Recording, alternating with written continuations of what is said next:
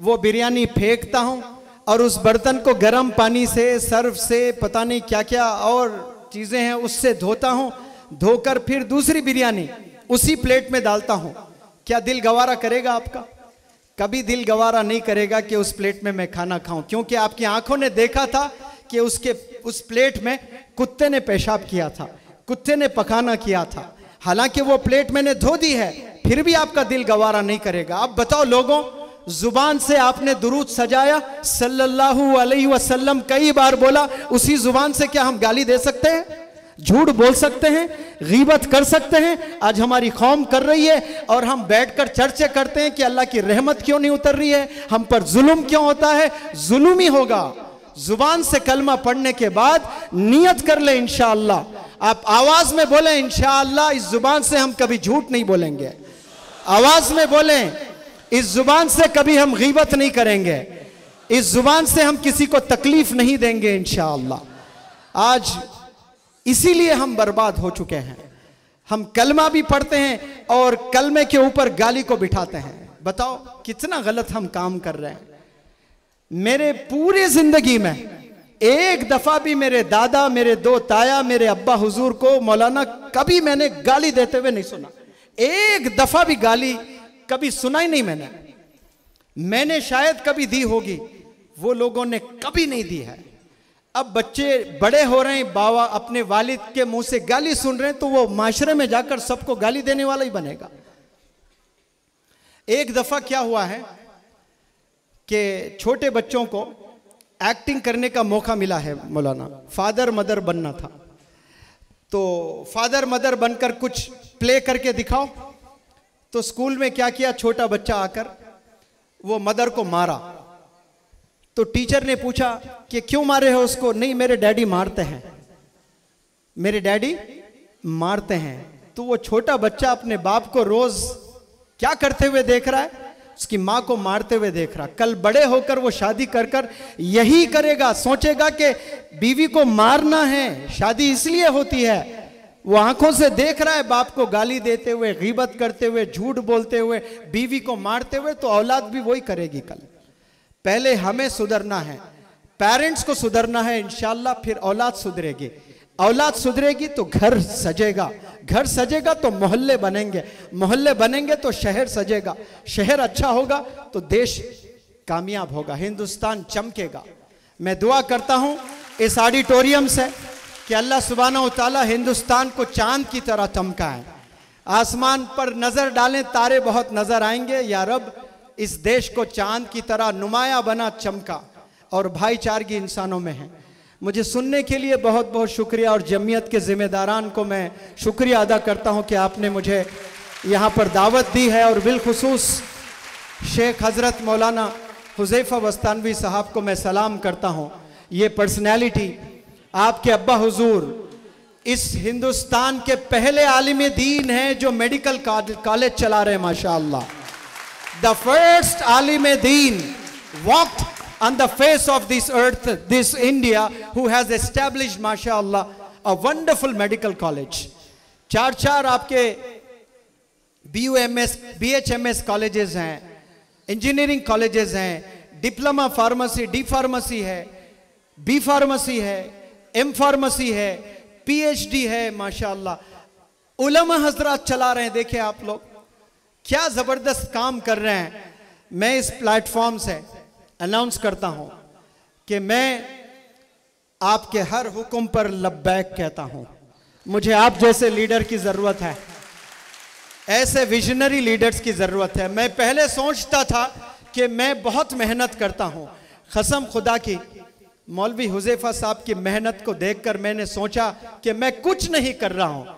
जो मेहनत आपको मैंने करते हुए देखा, कभी ये अल्लाह का बंदा कभी थकता नहीं है, हमेशा काम करते हुए, हमेशा किताबों में। गजब का इल्म। अभी मालेगांव जाकर लेक्चर दिया मैं, 4 घंटे जाने 4 घंटे आने, यहां से लेकर क़यामत तक का मंजर खींच दिए, पूरी चीज बताए मुझे माशाअल्लाह। 4 घंटे कंटिन्यूस, आते वक्त जाते वक्त। गजब का कमेंट कुरान पर है। मैं जो जो जिंदगी के वाक़ये सुनाता हूं, बातें बताता हूं, ये रोकते हैं कुरान ऐसा कहता है। ऐसा आपने जो कहा ना, उसको कुरान से जोड़ते हैं।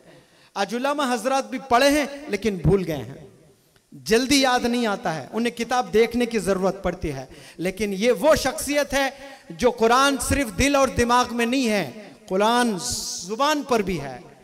जब जरूरत है, जब जुबान से निकलना चाहिए आयतें, तभी आप रेवोल्यूशन ले आ सकते हैं। मैं अल्लाह का शुक्रिया अदा करता हूं कि अल्लाह ने ऐसे आलिम से मुझे जोड़ा है जो दीन और दुनिया को लेकर इदारे चला रहे हैं माशाअल्लाह। मैं दुआ करता हूं कि अल्लाह से कि अल्लाह नजर बद से बचाएं वस्तानवी साहब की फैमिली, तमाम फैमिली मेंबर्स को, और नंदुरबार के जमीयत को मैं सलाम करता हूं कि ये नीट का कोर्स चला रहे हैं, फाउंडेशन क्लासेस चला रहे हैं माशाअल्लाह। NEET one of the tough exams होता है, आप लोग जुड़े हैं, आप लोगों ने, हम लोगों ने, बहुत हम लोगों ने उलमा को ताने कसे हैं। जब उलमा हजरात when they have rolled their sleeves up, अपने अस्तीने चढ़ाए हैं, नौजवानों को डॉक्टर्स बनाना चाहते हैं, तो पेरेंट्स और यूथ को लब्बैक कह के आना चाहिए। रिजल्ट्स 2 साल 3 साल 4 साल नहीं आएंगे। मौलाना बदरुद्दीन अजमल साहब के पास रोजाना साल में 2-2 3-3 दफा जाता हूं। शुरू में 8 बच्चे नीट का रिजल्ट ले आए थे, नेक्स्ट ईयर 22 बच्चे आए थे, उसके बाद 80 बच्चे क्लियर किए, उसके बाद 180 बच्चे क्लियर किए। इस बार मौलाना बदरुद्दीन अजमल साहब के एक ही कॉलेज से 250 बच्चे, 250 स्टूडेंट्स हैव क्लियर्ड नीट। आप देखें हैदराबाद में अब्दुल लतीफ खान साहब है, बीदर जाएं डॉक्टर अब्दुल खदीर साहब है, 200 300 बच्चे डॉक्टर बन रहे हैं एक इदारे से। तो ये जमीयत खड़ी हुई है नौजवानों के लिए। आप पेरेंट्स को आगे बढ़कर मोटिवेट करना चाहिए। इदारे जब काम करते हैं तो हम आकर क्रिटिसाइज करते हैं, आपको मजबूत बनाना है, इदारों को तोड़ना नहीं है।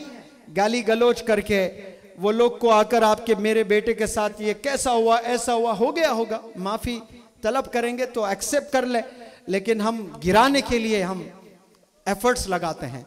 हमें बनाना है इदारे, मैं और आप इदारे नहीं बना सकते। जो इदारे बनाए उन्हें सपोर्ट तो कर सकते हैं, कम से कम कर सकते हैं कि नहीं कर सकते हैं, हम सपोर्ट करने वाले बने।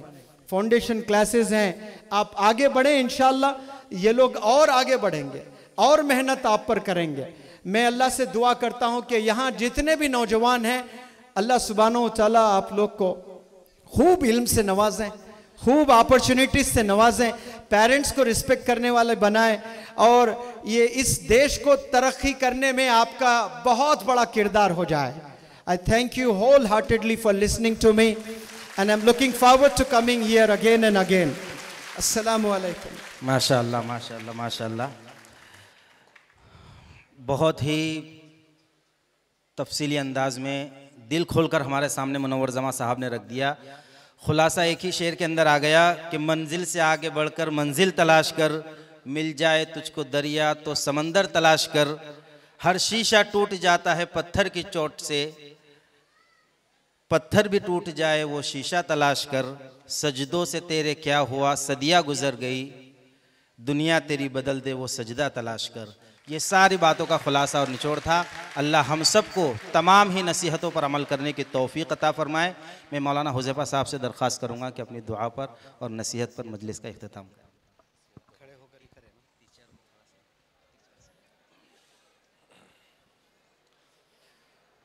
अल्हम्दुलिल्लाह मुकम्मल तौर पर बात हमारे सामने आ चुकी है, और सबसे ज़्यादा इस वक्त जिस चीज़ की उम्मत को और इस मुल्क को और पूरी दुनिया को ज़रूरत है वो सिर्फ 2 चीज़ें। एक ये कि माँ बाप अपनी औलाद की सही तरबियत की ज़िम्मेदारी को उठा ले, और टीचर अपनी ज़िम्मेदारी को उठा ले। अगर इन 2 तबक़ों ने अपनी ज़िम्मेदारी को उठा लिया तो माशरे में तब्दीली आसान है।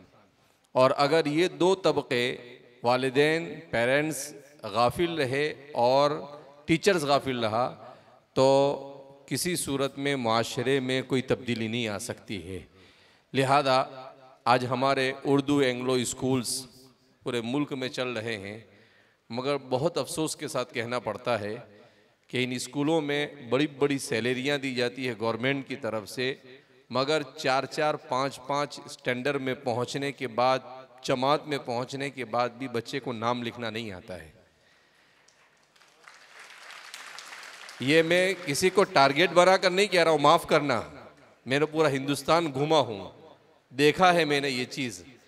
मैं कई जगह पर खुद ये चीज़ें यानी अपनी आँखों से देखने के बाद ये बात कह रहा हूँ। सिर्फ तो ज़रूरत इस बात की है कि इन बच्चों के साथ ये खिलवाड़ हो रहा है। हम अपनी नस्ल के साथ यानी यूँ समझिए कि अपने हाथ से उसे बर्बादी की तरफ ढकेल रहे हैं। लिहाजा टीचर को इस बात को रियलाइज़ करना चाहिए, उसे अपनी जिम्मेदारी का